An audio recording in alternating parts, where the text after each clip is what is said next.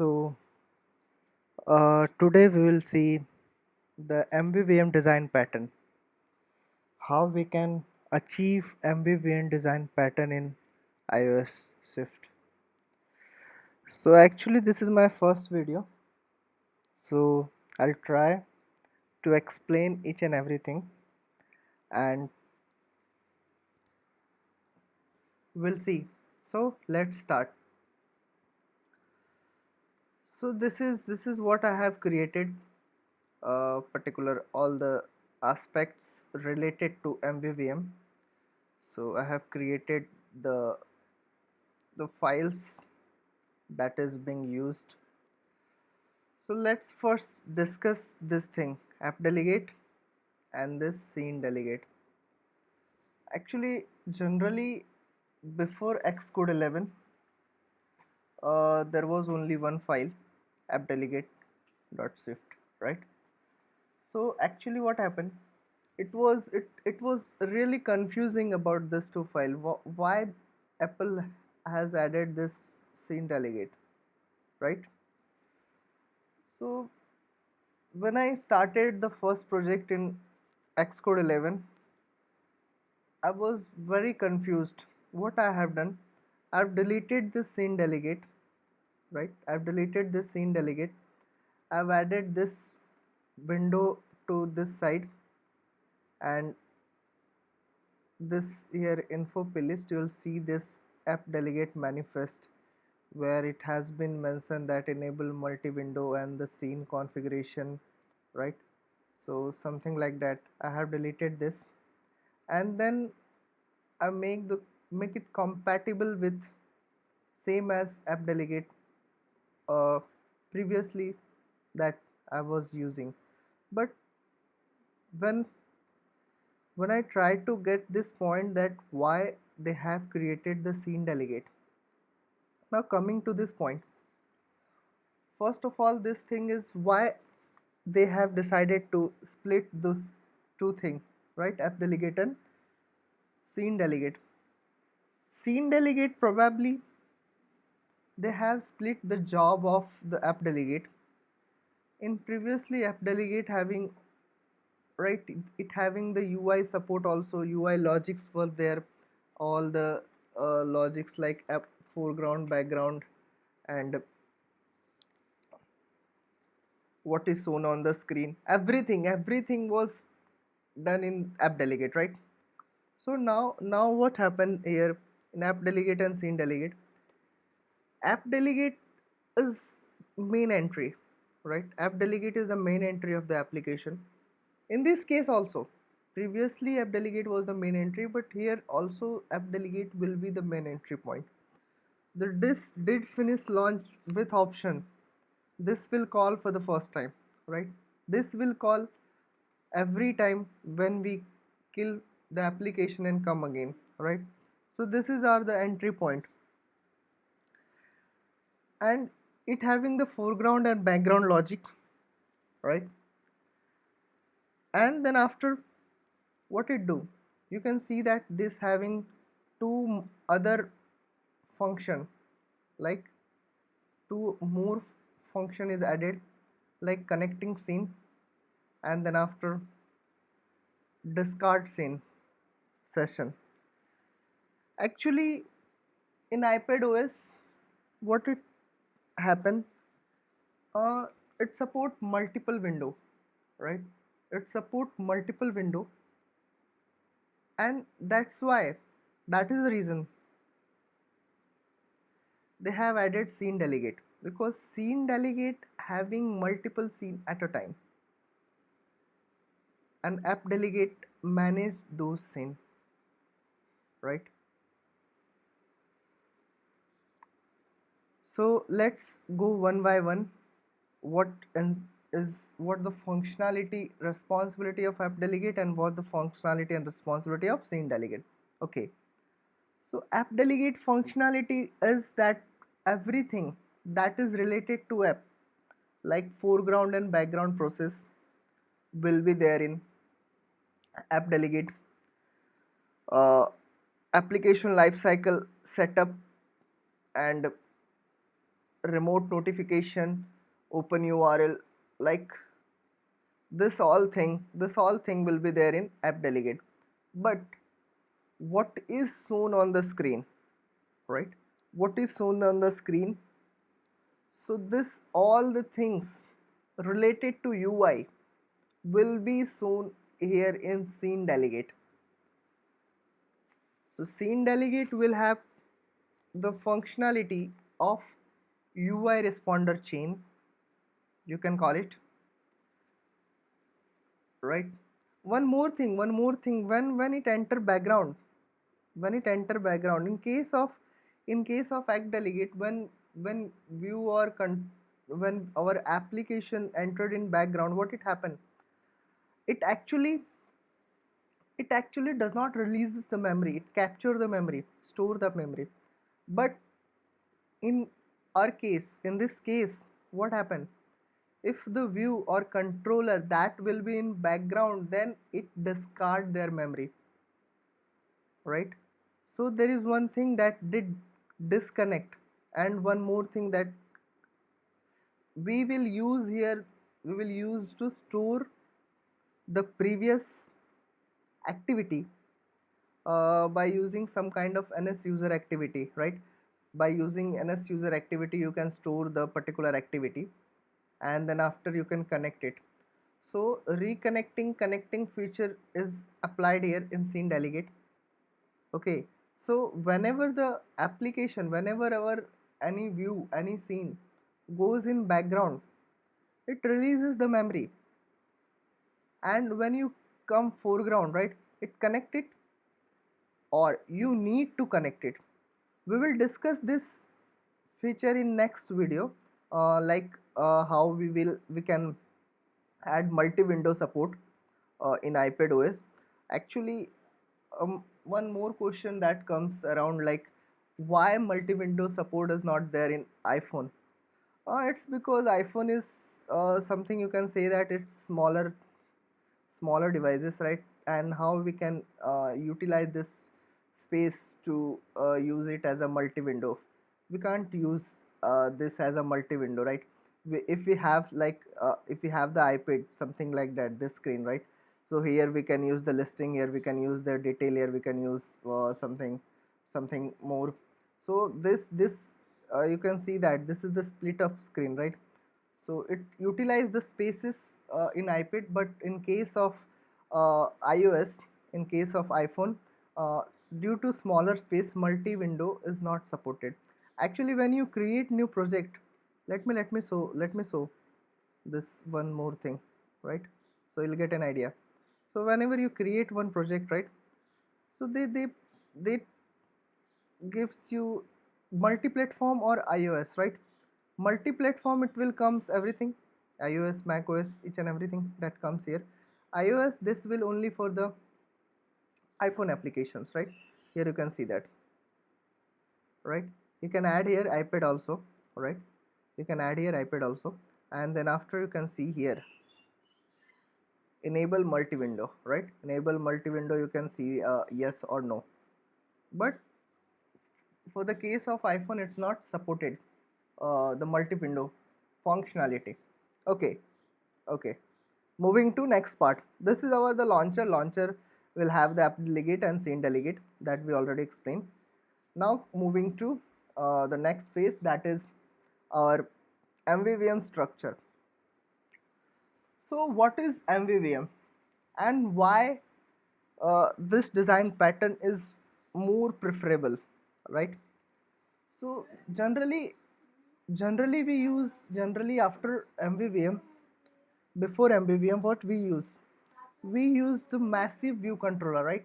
You can say that MVC, model view controller, and in that everything that is there in controller handle everything, business logic, UI kit, UI related things. So it was quite hard to test the scenario. You have to test their business logic also, you have to test UI kit also. So to make use of significant, like when you when you have some kind of split of functionality, like we have some controller that handle only UI parts, we have one class that handle only business logic, so it will be easy for us to taste it. And when we are developing a large project, right, when we are developing the big projects and we are transferring to multiple team member, so it will be very easy to understand the code, that yes, this functionality will be there in this code, so they can easily understand. Okay, coming to this controller. Now what I have done here, the controller this having this will controller having all the UI processes, all right. This does not have the business logic. The API call will not be there in controller, right.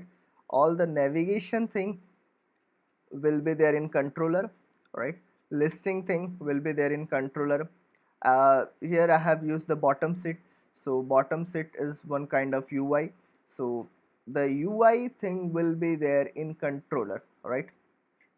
So this so here what I have done, so here I have added the outlets, right. I have the map view, right. And then after there is one injection means that this is the variable of view model, right. We will check what is the view model, all right. Then after this is the variables that I have used here. Don't worry, I'll share the code, right. I'll share the code, my GitHub link, so you will access it, and you will get an idea why this identifier, why this kind of variables I have used here. Okay, so now in this view load I've called a tamped network call. This actually call the API from our view model, right. This is nothing. View will layout subview and back view. This is nothing but the UI of bottom sit that I've used, right. This is nothing. Okay, coming to this attempt network call. Here you can see that I have one variable that is view model that is the variable of map list view model, right. So in that view model, what I have done, I've called the API, right, view model dot get vehicle list. So this will call an API, right. And then after, here what I have used, here I've used the closer. Okay, here I've used the closer. So the data, how we can pass the actual data from view model to controller, so by using closer, by using delegates, right. So in that case I have used closer to get the data from view model. So you can see here, update loading status. So when API being called, we will show the progressed, and then after when API will stop, based on the loading, what is the status, right. Based on the status, we will stop and start our activity indicator, that is the progressed. Okay, if we get any kind of error, then we will show here, right, the alert, show alert closer. So if there is any kind of error that we come in network responses, so this error will be shown here. Okay, and then after did finish fetch, it means that data is already fetched. Okay, so we have data. Now we can perform the operation like set annotation. Now here you can see that I have added one function like show error, so it will be present alert, right, what is the error, based on that. And then after this will set the annotation of map, right, it will show the annotation of particular the latitude, we have the latitude and longitude, and based on that it will show the annotation, right. So here it is, nothing. So this is what the map view delegate. Here I've used the MK annotation view. In that MK annotation view, this I've used the customized annotation, where we have the image and then after that image is shown as a as in map view. Okay, you will get an idea when you see the response is something here. You can check it. Let me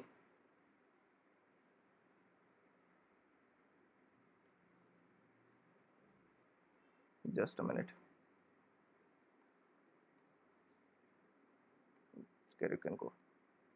Right, this is what the customized annotation, right? This is the vehicle, right? So this is what I have done, and this also provide the clustering. I have done the clustering, this type of clustering. Actually this is by default provided by the map mk map view when you add the when you customize it, right?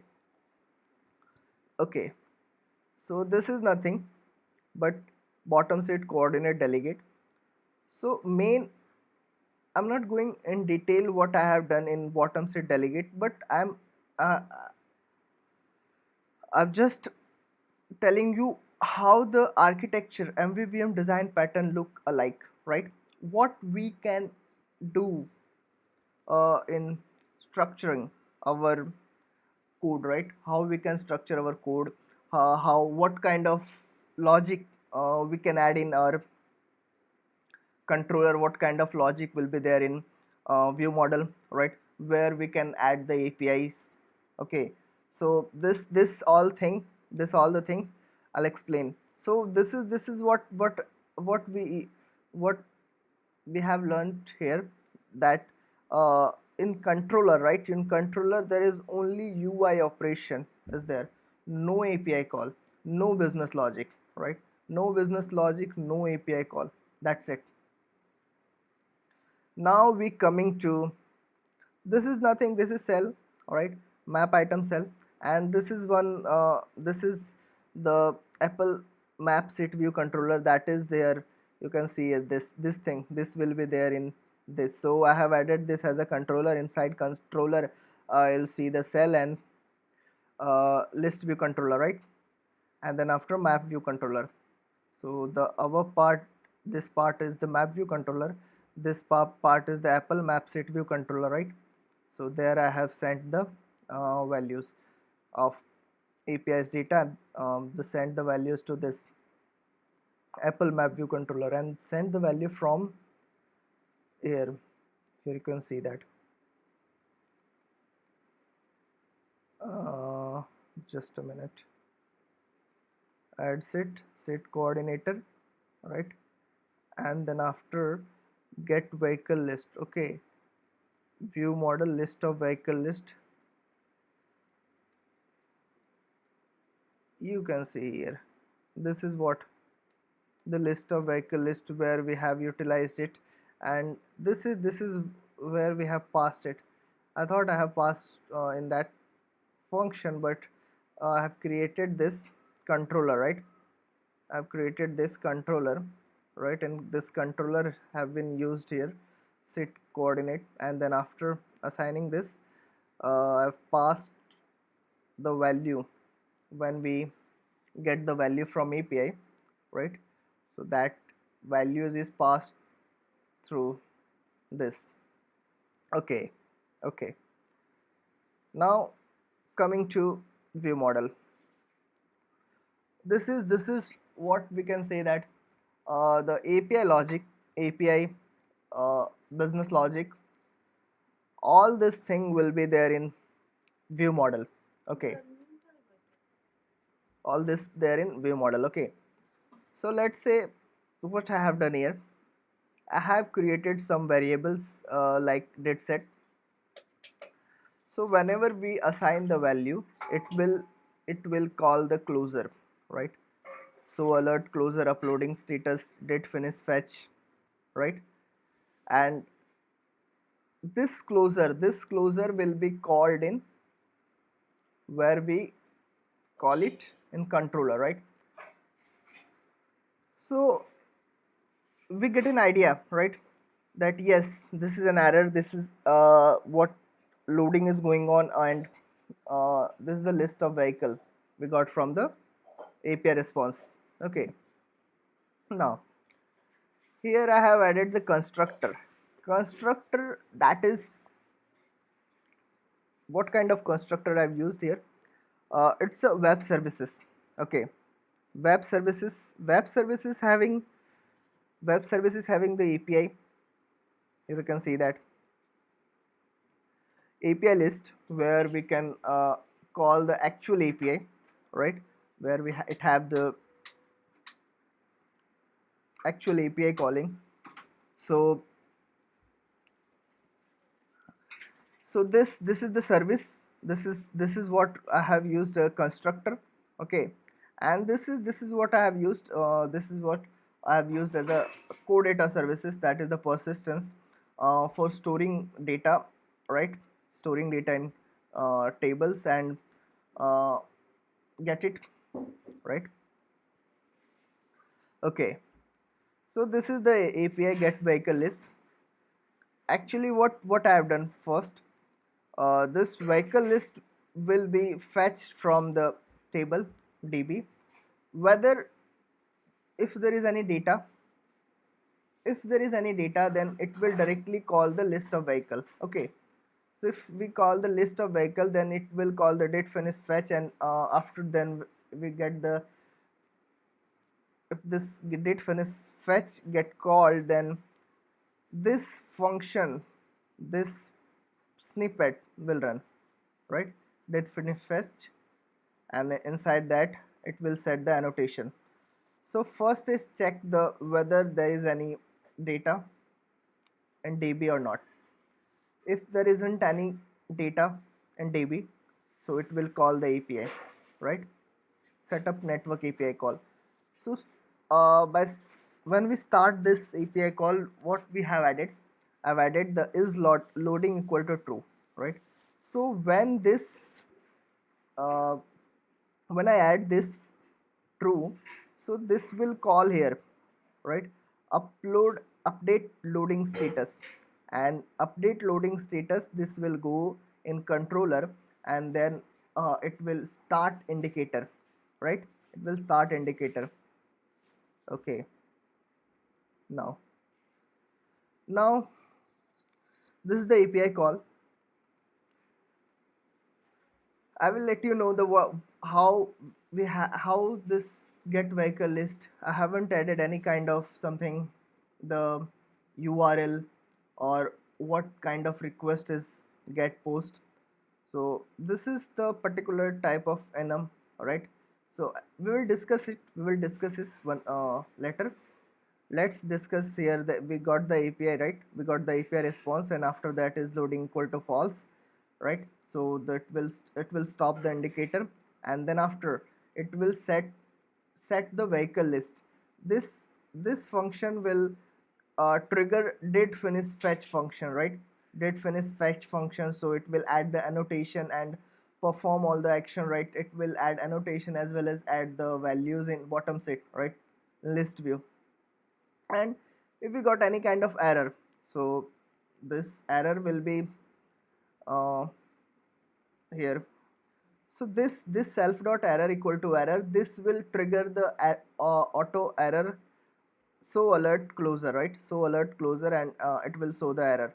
And again, after showing this error, we just, what we do, we remove the loader, right? We dismiss the loader. Okay, here we have what I have done here, added the offline data and get the data from the DB, right? So this is what I have done. So in this case, I have called the API, right, and added the logic like how to add data in DB and how to get data from DB. Okay, now coming to our web services. Here I've used web services. See, this from before going after going to this web services, we just check it, right? What is router, right? What is router here?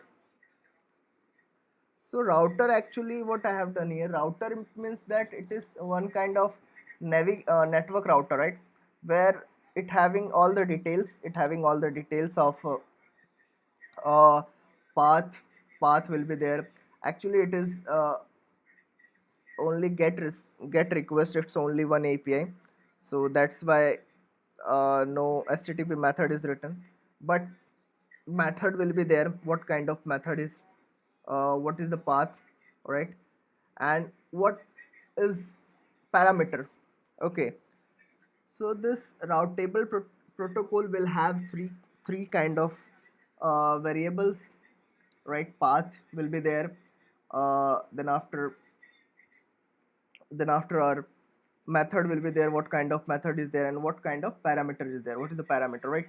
And then after added the route table, confirm this route table here, and added the API list, the API list, that is the get vehicle list. And then after added what is the path for particular cases, right? Get vehicle list, this is the path. So when I add this here method, and then will be parameter, then it will get extended like this, like same as variable path, right? we have we will give the values. This is the store value, one kind of stored value, right? So by using protocol, I have used added the network router. So we can we just have to pass it get vehicle list. We just have to pass get vehicle list. It will automatically fetch it. It will from that get vehicle list we will fetch path and all other variable that are required, right? But right now only path is required. Okay, so this is the network router. It will be very quite easy for us to implement it, and we can use it whenever required for API purposes. So here you can see that what I have passed it, get vehicle list, right? And it was like router. So this is the router type, get vehicle list. Okay, it having the completion and error block. Okay, so now we have here used the escaping. Okay, so let me explain what is escaping, right, and what is non-escaping. Whenever we are creating any kind of function, right, for example this function, right, this is actually non-escaping, right?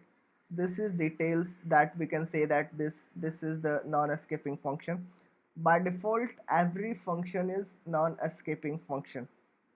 So why we have added escaping, right? And why escaping is required?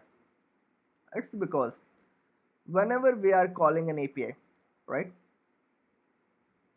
it have some server time, right, to get that response or get the particular error. So it have to wait for some time, right, till the server respond. It have to wait. So it will have to store the value, right? Whenever we are going to store it, whenever we are going to wait for few seconds, so we need to use escaping, right? So escaping funda is that when there is any server time, when we are using in something like, you can say that if I have added the dispatch queue and added some kind of duration, right, then also this completion escaping block is required, because it taking some kind of duration. It does not doing particular uh, res- completion at immediately, right? It does not do any kind of thing immediately. So when there when any function does not perform, does not go one by one, line by line immediately, it takes some time, then escaping is being used. Okay, so here I have used the URL session data task. Then what data task that is required, the URL, right? So this is what URL we will fetch from the router.path, right? And then this data response and error. Okay, so if there is an error, so it will directly pass the error block. And if there is a data, it will decode it, right? It will decode it to vehicle list directly. And it will check it whether it's a nil or not, and then after it pass it. Okay, now coming to the model, right? So this is our model. I've used the decodable. Actually, I have seen many programmers using encodable, right?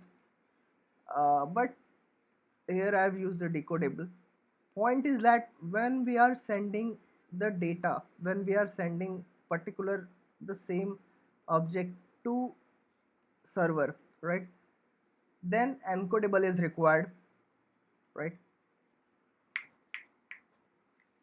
Then encodable is required in that case. But here we are only uh, setting it, listing from getting from the server, and getting from the server, and here we are just showing in the list and the map, right? So we used here the decodable, right? So decodable uh, get the particular, what we can see that here, this will be the same similar variable that are used in the responses, right? Let me show you the variable, right? And okay, one thing, this is the environment, right? Environment will having the staging and production environment, right? So based on that, right now I'm working on staging environment. Okay, we have the similar URL, that's why I've used the staging and production URL, that is the same. So based on the requirement, this will change. And let me show you.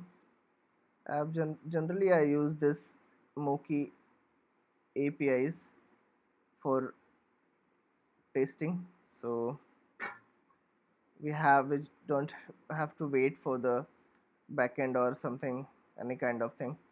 So just we have to create, this is what the response is, right? You can see that ID, model identifier, model name, group, license plate, something like that, right? So in model I have added the similar same name that is there in